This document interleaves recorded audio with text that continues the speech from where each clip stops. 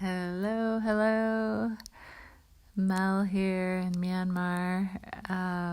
Sorry I volunteered and now I'm backing out of waking up at midnight to guide the discussion. But I still wanted to share some about concentration, about wise concentration, just some thoughts. So, concentration is a translation of the word samadhi, and like as I understand it more and more through practice, I'm like, concentration is just not the right word. Like in English, for me, like it has this like furrowed brow feeling, like you're pushing or like there's tension. You concentrate, like put in strong effort, and there's like a forcefulness to my idea of concentration. But like in practice, in experience, samadhi is kind of like the opposite of that, of over efforting and of pushing and of trying really hard to do something and get it right. There's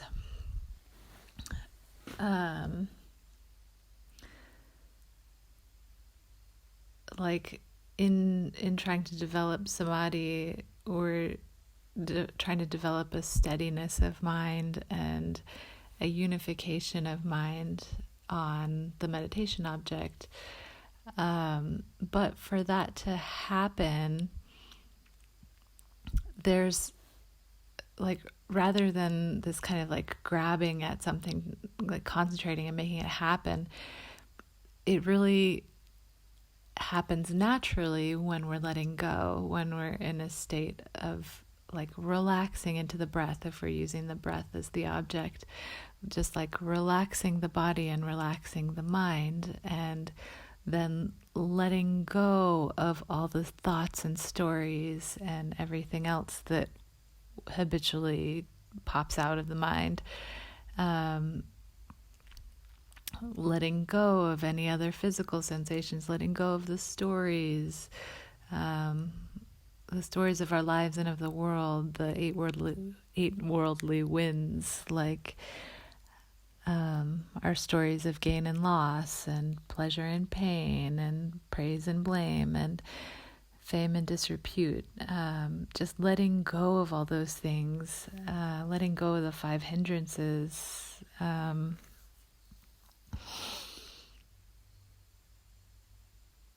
Letting go of greed and aversion, letting go of sloth and torpor, sleepiness, letting go of restlessness and worry, and letting go of doubt, and just trusting in the moment, like what's actually happening, just like the mind knowing the breath, the mind settling into the breath. Just being able to let go, to like really rest in that presence with the breath, with contentment, like total contentment, not like trying to do something, not trying to get anywhere, but just like being content with the breath, like being content right here, right now, being happy and being safe in that, in the moment, from the letting go of everything else. Through that contentment, through that happiness, concentration develops naturally. And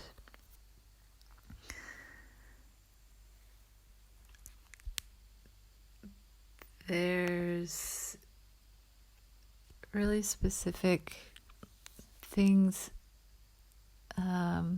There's a number of suttas that describe what Samadhi is, what this wise concentration is. And it's something that I didn't encounter very much in retreats with Western teachers, actually. And it's really, the suttas are really specific about saying that right concentration is the jhanas. They're these states called the jhanas. They're like often translated as the absorptions, like the mind becomes completely absorbed in the meditation object. So like in the breath, if you're using the breath, like as mindfulness becomes continuous and the letting go, like really letting go into the breath, just like diving in, and everything else falls away. There's no more sensations in the body, there's no more sound, there's no more thoughts, or there's very minimal thoughts. And as the concentration gets deeper, the mind becomes very powerful. So like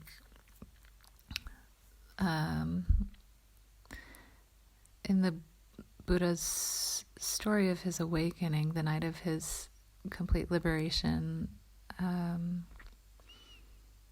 he says he entered the jhanas. He went into the first through the fourth jhana, and from the fourth jhana, from the power of the fourth jhana, he was able to discern his past lives.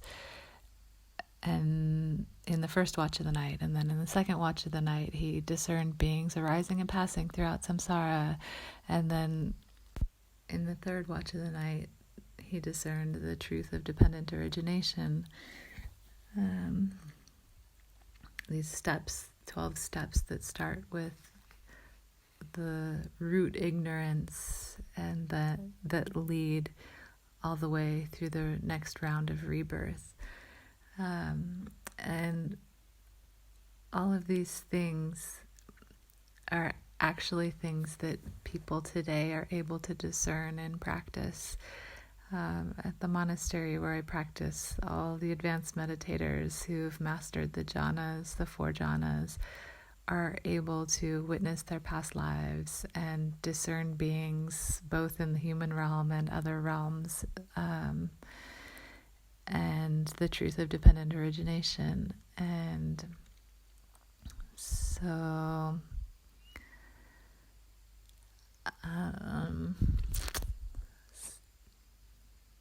what? The liberating insights come from concentration, the culmination of the path. It's linear and non-linear. These the Eightfold Noble Path.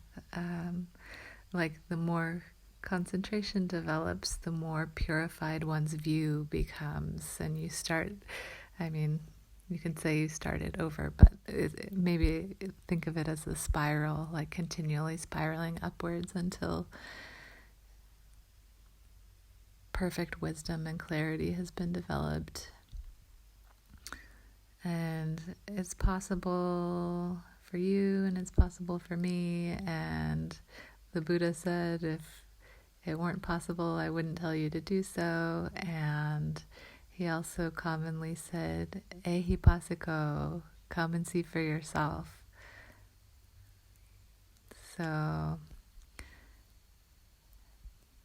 developing concentration